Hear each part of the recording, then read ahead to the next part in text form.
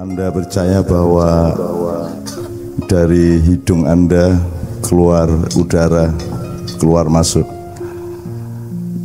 dan itu muatan-muatannya ditentukan oleh kandungan hati, pikiran, dan kedalaman uluhiyah atau ketuhanan di dalam jiwa Anda, sehingga apapun yang ada di sekitar kita ini akan terkontaminasi secara baik oleh aura Anda dari dalam jiwa Anda.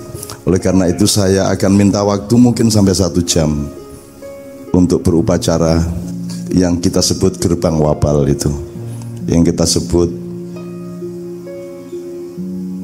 memohon kepada Allah, menyerahkan kepada Allah, mentawakalkan kepada Allah. Siapa saja yang berbuat kezaliman dalam arti individu, kolektif, sistemik atau struktural, yang tingkat komplikasinya berada jauh di luar ilmu dan kemampuan manusia, kita tawakalkan kepada Allah Subhanahu wa Ta'ala agar supaya ada keselamatan masa depan bagi anak cucu kita. Mulai tahun 2016 itu, mulai tahun 2016 ini, Allah akan meningkatkan pembalasannya kepada orang-orang yang zalim kepada sesama manusia. Oleh karena itu saya kasih beberapa menit. Kalau Anda membawa air, kalau Anda ingin membawa pulang aura Allah, aura Rasulullah, aura energi la haula wala quwata wala sultana illa billahil aliyil azim. Tidak hanya kekuatan Allah, tidak hanya kekuasaan Allah, tapi juga sultan. Sultan itu kekuatan rahasia, kekuatan khusus yang ditawarkan oleh Allah. Jadi semua air Anda ini bukan soal mistik, bukan soal takhayul, ini soal fisika. Karena Anda tahu kalau Anda tidak percaya, Anda ke laboratorium, air yang Anda ambil begitu saja dengan air yang Anda bacain Al-Fatihah dan sebagainya, dia akan mengalami komposisi baru dan kemampuan-kemampuan baru secara alamiah atas perkenan Allah, karena Anda diberi wewenang untuk mewakili Allah di dalam sejumlah atau dalam batas kekuasaan dan kehendak tertentu. Jadi Anda adalah khalifah, Anda adalah mandataris, maka Anda menjadi ba'its, dan kuwatul ba'its fi kuwatil mab'uts, kuwatil mab'uts fi kuwatil ba'its. Karena Anda orang yang diutus, maka kekuatan yang Anda bawa adalah kekuatan yang mengutus. Kalau Anda repot, yang paling depan bisa dijajar di paling depan sini airnya. Bismillahirrahmanirrahim. Nanti selesai kita berupacara, Anda simpan di rumah, jangan cepat dihabiskan, terutama yang belum dapat jodoh ya. Oke.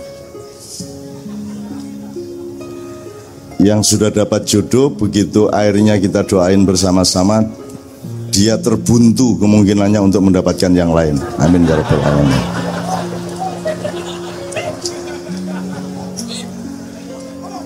Oke, anak-anakku sekalian, Anda tahu malam hari ini saya dan Kiai Kanjeng berpakaian resmi Ma'iyah. Meskipun tidak ada aturannya, tidak ada kode etiknya, juga tidak ada undang-undangnya, tapi undang-undang di dalam kesepakatan hati kita bersama. Ini semua teman-teman bersepakat untuk memakai yo kira-kira resmi ini lah, kalau hatinya lebih serius, lebih mendalam gitu. Oke, teman-teman sekalian. Oke. Jadi Anda tahu kita sudah melakukan proses tajribah atau eksperimentasi vertikal kepada Allah. Kita mempelajari berbagai hal, kemudian kita lahirkan pada tahun 2013 itu doa tahlukah ini. Tapi kemudian kita masih uji coba, dan malam hari ini kita lantunkan bersama-sama. Tolong diingat-ingat milik masing-masing ya, sebab kalau nanti keliru, nanti airnya menolak Anda minum dan akan memberi khasiat yang sebaliknya. Tolong di sana saja, jangan di sini, tetap di sana. Oke, mohon maaf. Ini doa sangat panjang.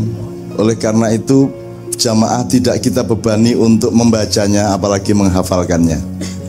Itu cukup di setiap simpul ma'iyah diwakili oleh 1 atau 2 atau 3 atau 4 atau 5 terserah sekuatnya. Jadi ada yang berupa doa-doa, ada yang berupa ayat-ayat dan lain sebagainya yang disusun bersama oleh marja kita Syekh Nur Samad Kamba, Cak Fuad dan saya. Seharusnya Cak Fuad malam hari ini hadir di sini dan itu saya nantikan bertahun-tahun lamanya. Karena saya bersyukur sekali kalau Cak Fuad bisa ke sini karena dia yang menandatangani segala yang pernah kita capai dalam ma'iyah. Kalau salah menurut Cak Fuad berdasarkan ilmu dan sejarahnya, maka kita juga salah. Karena Cak Fuad di samping karakter dan kesolehannya saya saksikan sejak kecil, juga beliau adalah orang nomor 1 bahasa Arab di Asia. Orang nomor 1 bahasa Al-Quran di Asia karena beliau anggota Dewan Bahasa Arab yang terdiri dari Dewan Bahasa Arab Dunia yang terdiri dari 9 orang, 6 Timur Tengah, 1 Eropa, 1 Afrika, 1 Asia. Amerika nunggu Obama masuk Islam. Nanti dulu. Itu. Tapi beliau tidak bisa hadir karena semua penerbangan dari Malang hari ini dibatalkan. Sehingga bagi Cak Fuad insya Allah akan datang 2 hari lagi di Mojopatan di Ma'iyahan tanggal 17 besok lusa malam. Oke teman-teman sekalian, sekarang gini, semua sekarang jangan hilangkan saya.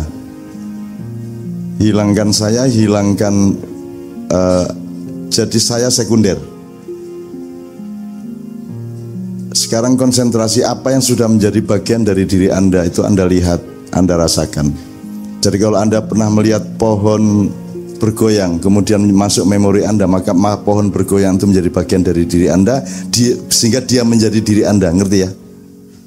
Karena dia menjadi bagian dari diri Anda, maka dia menjadi Anda.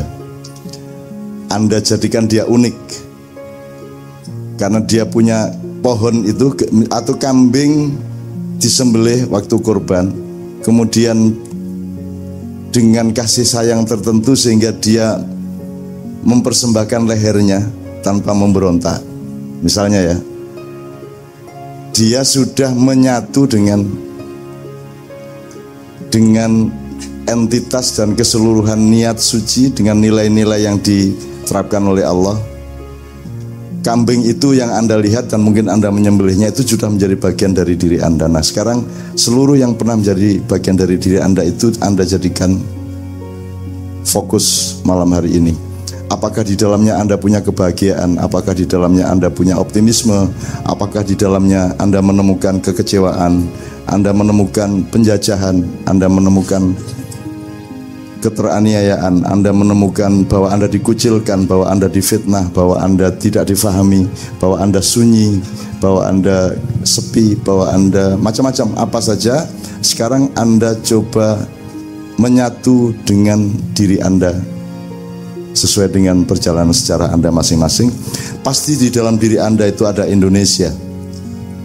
Sudah menjadi bagian dari kesadaranmu dan menjadi bagian dari cintamu. Ada orang tuamu, ada adik-adik kakakmu, ada suamimu, ada istrimu, ada anakmu barangkali, ada leluhurmu, ada mbah-mbahmu, ada Rasulullah sudah pasti. Ya, semuanya ada, tapi dia Rasulullah di dalam dirimu tidak sama dengan Rasulullah yang itu. Karena yang itu adalah Rasulullah yang itu, yang di dalam dirimu adalah Rasulullah yang di dalam dirimu, ngerti ya? Anda saya kira sudah cukup cerdas untuk membelah sel-sel sampai yang sekecil-kecilnya. Upamanya saya mengatakan siapa? Anda sebut satu nama misalnya. Kalau saya mengatakan siapa misalnya? Siapa? Yojo Sabrang lah. Upamanya oke, Ali ya, baik, Ali bin Abi Thalib, Ali Murtado maupun Ali Kelandung, wis apa ae wis. Pokoknya Ali ya. Anda tahu Ali itu tidak ada duanya, gitu ya. Gus Dur tidak ada duanya, Nurcholish Madjid tidak ada duanya, Khairil Anwar tidak ada duanya. Siapa yang lainnya tidak ada duanya? Siapa menurut Anda yang tidak ada duanya? Rendra. Teruskan sampai ilmumu menjadi gelepung, menjadi tepung yang terkecil. Anda sendiri, sip, bagus. Jadi tidak ada yang ada duanya. Dan Anda terusin. Tidak ada sesuatu yang diciptakan Allah yang ada duanya. Apalagi ibumu. Meskipun ada ini mikrofon yang ini mungkin kapasitas dan segala sesuatunya bisa sama speknya, tapi tetap saja mikrofon yang ini bukan mikrofon yang itu. Jadi ini tidak ada duanya, ini tidak ada duanya, wong ini bukan itu. Nah sekarang rambutmu itu jumlahnya mungkin katakanlah 3.500 helai.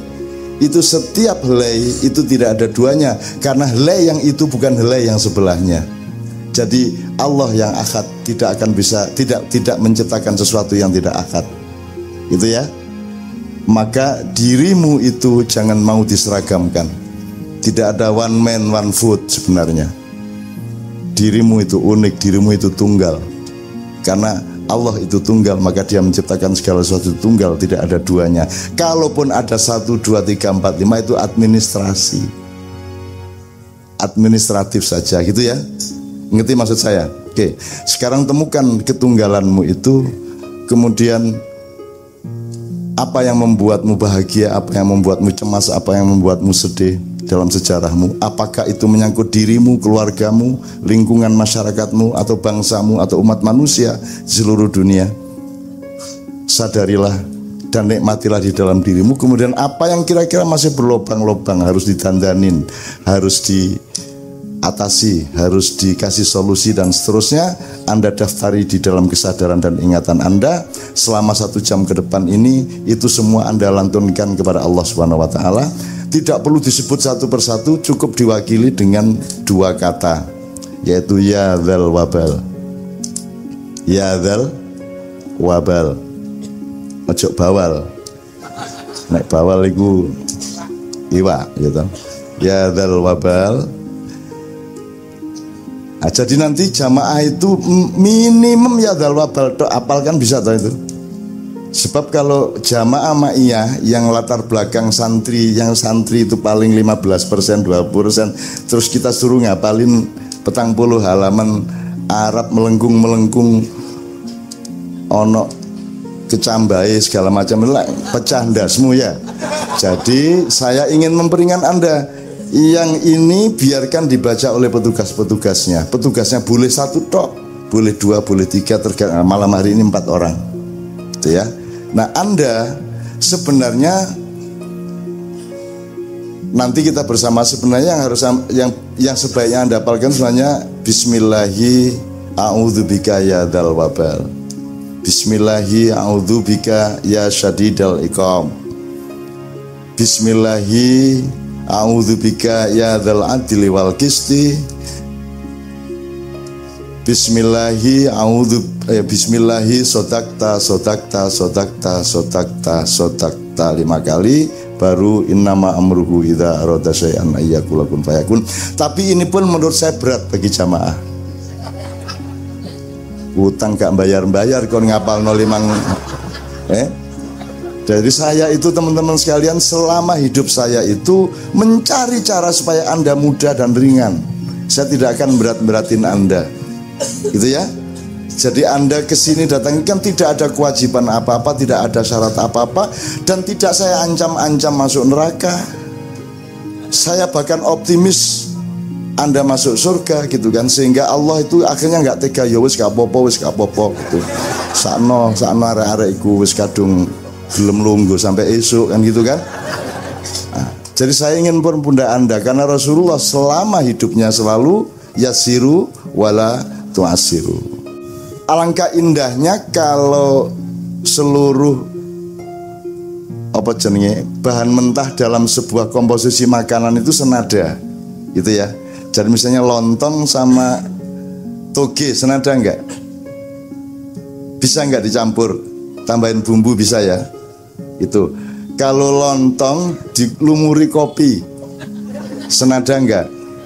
Nah, jadi kalau bisa wirid, doa atau seluruh persembahan dan komunikasi kita kepada Allah itu juga diurus tidak hanya kebenarannya, tidak hanya kebaikannya, tapi juga keindahannya. Nah, keindahannya itu membutuhkan estetika nada tadi itu ya.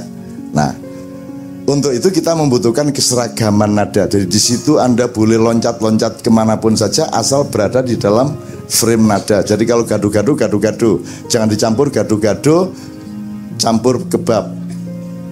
Gitu ya, jadi nanti nggak enak gitu. Jadi durian tuh enak, tapi kalau durian Anda campur rujak cingur ya nggak enak kan begitu.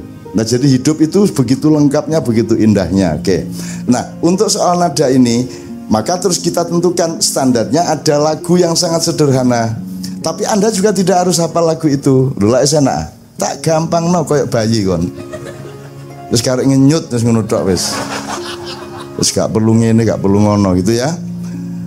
Di masjid-masjid Betawi lama dulu, kalau saya sholat malam, sholat isya bareng-bareng mengaji dengan orang-orang kampung dulu, itu mereka sudah punya naluri berabad-abad untuk menciptakan estetika jamaah nada ini. Jadi misalnya astagfirullahaladzim, astagfirullahaladzim, alladzi la ilaha illallah, itu kalau generasi berikutnya kan bareng dipimpin oleh imamnya, terus bareng astagfirullahaladzim alladzi la ilaha illa huwal hayyul qayyum wa atubu ilaihi gitu ya. Di masjid-masjid yang sudah sudah hafal dan merupakan peradaban yang namanya wirid itu, setiap orang wiritan sendiri-sendiri tapi tetap nadanya sama dan wilayah taste-nya sama. Gitu. Jadi nah yang di sana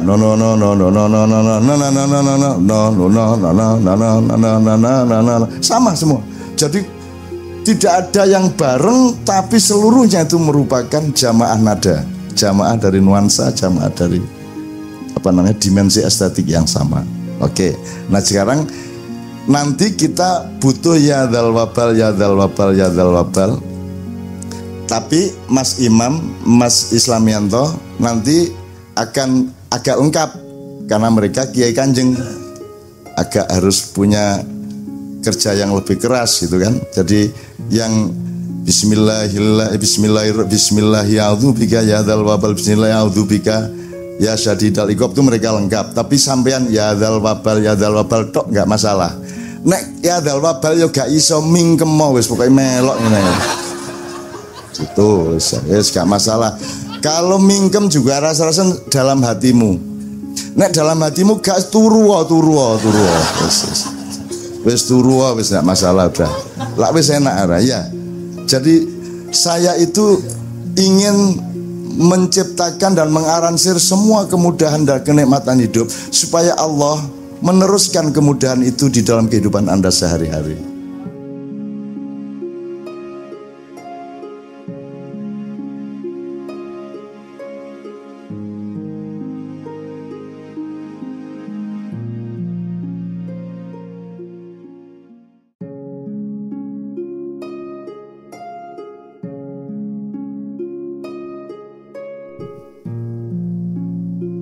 Assalamualaikum warahmatullahi wabarakatuh. Hidup itu begitu indah dan lengkap. Kenapa kamu bikin sulit? Dalam hidup ini, yang kita ketahui paling pasti adalah kematian. Tetapi mati itu tidak benar, artinya tidak sungguh-sungguh benar bahwa ada mati. Tidak real dan tidak faktual bahwa ada mati yang benar-benar mati. Sebagaimana yang kita memahaminya dalam hidup, janganlah kamu mengira bahwa orang-orang yang gugur di jalan Allah itu mati, melainkan mereka itu hidup di sisi Tuhannya dengan mendapat rizki. Bal ahyaun inda rabbihim melainkan hidup di sisi Tuhan. Bagaimana itu? Apakah selama hidup di dunia tidak di sisi Tuhan? Yang dimaksud hidup dalam ayat itu bagaimana?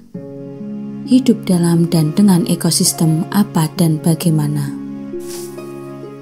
Hidup lahir batin juga atau hidup batin saja? Jasad kita sudah mendebu di tanah, tulang dan daging kita sudah menyatu dengan turab, kepala dengan otak, dada dengan jantung, hati sudah luluh menyatu dengan tin. Dalam posisi ahyaun inda rabbihim, apakah kita masih bisa mikir dan merasakan seperti sekarang? Kita semua merasa penasaran oleh ketidaktahuan itu, sehingga logisnya lantas kita ingin segera mati agar tahu persis bagaimana. Maka Allah memfirmankan, jika kamu menganggap bahwa kampung akhirat, surga itu khusus untukmu di sisi Allah, bukan untuk orang lain, maka inginkanlah kematianmu jika kamu memang benar. Tetapi faktanya, rata-rata kita diam-diam lebih memilih terus hidup seperti sekarang ini, meskipun tidak mengerti mati, daripada mati agar mengerti mati. Kita tidak benar-benar paham terhadap informasi firman sejak yang di awal tadi. Kutilu itu terbunuh atau dibunuh, atau dipisahkan nyawa dari badan, dibunuh oleh orang lain, ataukah terbunuh dalam peperangan fi sabilillah, ataukah Israel mencabut nyawa kita, sedangkan kita sedang berjuang di jalan Allah dalam kehidupan. Dalam posisi dan kondisi di mana para tetangga, semua orang dan pengetahuan kita sendiri menyimpulkan bahwa kita mati, ternyata kita hidup. Bahkan yurzakun atau diberi rizki oleh Allah, itu maksudnya rizki apa? Di mana dalam sistem biologis fisik atau dalam satuan metafisis rohaniah atau bagaimana. Tetapi jelas bahwa firman itu meneguhkan bahwa kita tidak mati, kita tidak benar-benar mati sebagaimana yang kita pahami tentang mati. Mungkin memang kita tidak pernah mati kalau menilik janji dan programnya Allah, khalidina fiha abada. Kalau kita lolos masuk surga, Tuhan menginformasikan bahwa kita akan mengalami kekekalan yang disebut khalidina dan keabadian yang disebut abada. Atau sebenarnya sederhana dan elementer saja, pengertian tentang mati sejatinya tidaklah sebagaimana yang kita pahami selama kita berada di buminya dunia. Sebagian kita mungkin beranggapan bahwa benar-benar mati itu lebih aman, terbebas dari segala tanggung jawab, atau akibat dari perilaku kita selama menjalani kehidupan. Beritanya nanti di era yang disebut mati, kita masih harus berurusan hukum dengan hakim kubur, malaikat mungkar dan nangkir. Kelak pada era jauh ke depan, mungkin di babak final, kita berhadapan dengan petugas penimbang baik buruk, malaikat raqib dan atid. Tahap itu akan memastikan kita akan dijadikan narapidana di wilayah kekuasaan malaikat, Malik, ataukah ditamasyakan oleh malaikat Ridwan. Tapi bagi kita yang mengimani Al-Quran dan kepustakaan utama atau bahkan satu-satunya adalah Al-Quran, fatamannawul mauta, inginkanlah mati, ayat di atas menguji konsistensi logika kita, memverifikasi matriks berpikir dan peta pengetahuan kita. Allah menganjurkan agar kita menginginkan mati dengan kabar yang seolah-olah merupakan ironi atau paradoks dari kematian. Jika kita menganggap bahwa kampung akhirat itu dikhususkan untuk kita di sisi Allah, menurut pengetahuan atau teori tentang waktu di dunia, saya sudah memasuki usia 68 tahun. Waktu sepanjang itu ternyata sama sekali tidak cukup untuk punya kemungkinan memahami kematian. Banyak keterangan dari para cerdik pandai dan kaum ulama tentang misalnya Alamun Nasut, Alamul Mulki, Alamul Jabarut, Alamul Malakut, dan Alamul Lahut, ditambah banyak variabel idiomatik yang menyebut Alamul Jasad, Alamul Goib, Alamul Batni, Alamul Amri, Alamul Asnan, Alamul Huda, dan banyak istilah-istilah lainnya. Tetapi seluruh keterangan itu tidak pernah membuat kita benar-benar tertolong untuk sungguh-sungguh memahaminya. Keranda yang mengangkut kita nanti ke kuburan sampai hari ini tetap merupakan ujung pengetahuan kita. Sementara ada informasi berseliweran tentang kemungkinan komunikasi dari alam kematian itu dengan yang masih menjadi penduduk kehidupan. Terkadang almarhum kakek atau ibu menemui kita. Kiai Tohar di Mekah ditemui oleh almarhum bapaknya sehingga mengumrohkan beliau. Kiai Muzamil ahlus ziarah, kubur tidak pernah melewatkan tempat manapun yang ia kunjungi tanpa berziarah ke makam entah ulama siapa. Ketika sehabis maiyahan, kami diantarkan oleh teman-teman maiyah berziarah ke makam Sunan Bonang. Menurut Kiai Muzamil, tidak seperti biasanya, Kanjeng Sunan Bonang malam itu berdiri dan berjalan, bahkan hampir bisa disebut meloncat menyongsong kami. Pasti saya sendiri tidak tahu apa-apa karena penglihatan saya hanya terlatih untuk melihat film atau pertandingan sepak bola. Tidak rasional untuk menyimpulkan bahwa Kanjeng Nabi sudah wafat karena berapa banyak orang suci yang ditemui oleh beliau di dimensi tertentu dari kesadarannya, meskipun ada kemungkinan petugas hukum di Indonesia membuat pasal untuk memperkarakan orang yang merasa mengalami perjumpaan dengan Rasulullah Shallallahu Alaihi Wasallam. Kita dan terutama saya yang awam dan tidak suci ini gatal juga untuk ingin nanti kalau sudah mati maunya kita tetap dianugerahi kemungkinan untuk berkomunikasi dengan keluarga atau sahabat-sahabat yang masih hidup di dunia.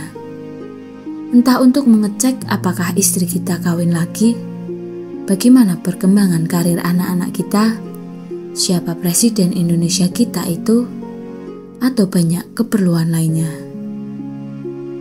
Ditambah lagi dalam tradisi budaya agama, sangat populer istilah siksa kubur tanpa ada nikmat kubur. Kita jadi agak takut mati dan cemas berkepanjangan, karena nanti dalam kematian kita tidak bisa berbuat apa-apa, tidak bisa merespon, tidak bisa melakukan usaha apapun, tidak bisa ikut merekayasa politik nasional, tidak bisa apapun. Untung dalam kebudayaan Jawa ada bunyi doa yang menyebut muga-muga pandang kubure, mudah-mudahan benderang kuburnya. Itu pun ada beda asosiasi antara kubur dengan kuburan. Kubur lebih abstrak dan rohaniah, sementara kuburan jelas fisik, lubang dan timbunan tanah. Apabila seorang manusia meninggal, maka terputuslah amalnya, kecuali 3, yakni sedekah jariah, ilmu yang diambil manfaatnya, dan anak saleh yang mendoakannya. Terputus amal itu artinya tidak lagi bisa ngopi dan merokok, tidak bisa cari bebek goreng, tidak bisa ikut pilkada atau maiyahan. Di era kematian itu yang oleh Allah diaktifasi adalah amal jariah kita, ilmu yang bermanfaat, serta produk dari doa anak-anak kita yang saleh. Dan itu pun kita tidak mengerti bagaimana bentuk aplikatifnya, bagaimana wujudnya, formulanya, dan mekanismenya. Tetapi jelas bahwa yang kita alami bukanlah dengan organ dan alat-alat hidup kita yang ini. Kita akan berpindah dari alamul jabarut, alamul malakut, kemudian alamul lahut. Kita bukan sedang berkendaraan dari satu alam menuju alam berikutnya, tidak dari dimensi satu menuju dimensi sesudahnya, dengan membawa diri yang sama. Kita bukan sedang berhijrah dari satu level menuju level berikutnya, melainkan seluruh alam itu terdapat, berada dan berlangsung di dalam diri kita. Kita bukan mikrokosmos yang mengalir, menembus atau mengelilingi makrokosmos, melainkan yang secara materialistik kita sebut makrokosmos itu sejatinya berada, bergulir dan berdinamika di dalam mikrokosmos kita.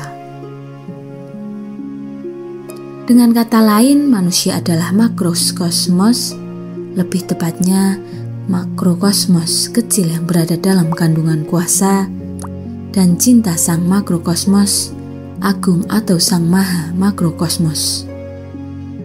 Sejak balita kita sudah hafal innalillahi wa inna ilaihi rajiun, tetapi sedokter dan seprofesor apapun, seahsani takwim dan seulil absar apapun, seilmuwan atau separanormal bagaimanapun, tetap kita tidak punya presisi pemahaman tentang lillahi wa ilaihi. Bahkan kalau dipikir-pikir, di puncak misteri hidup ini, kadang yang lebih pasti adalah bahwa hidup adalah alif lam mim, yang semua ahli tafsir menerjemahkan menjadi hanya Allah yang mengerti makna atau maksudnya. Kalau engkau salikul ilmi dan salikul haq, di puncak pembelajaranmu engkau akan tersungkur bahwa ternyata sesungguhnya engkau tidak benar-benar memahami kehidupan. Itu hal kehidupan yang kita seakan-akan sudah mengalaminya puluhan tahun, bahkan sudah menamatkan sekolah sampai tataran yang tertinggi. Ternyata hidup ini bukan seperti yang para ulama dan ilmuwan merumuskan. Hidup ini jauh dari apa yang kita rasakan dan simpulkan. Apalagi kematian, maka justru menjadi jelas kenapa Allah menfirmankan alif lam mim. Sekian, semoga bermanfaat. Wassalamualaikum warahmatullahi wabarakatuh.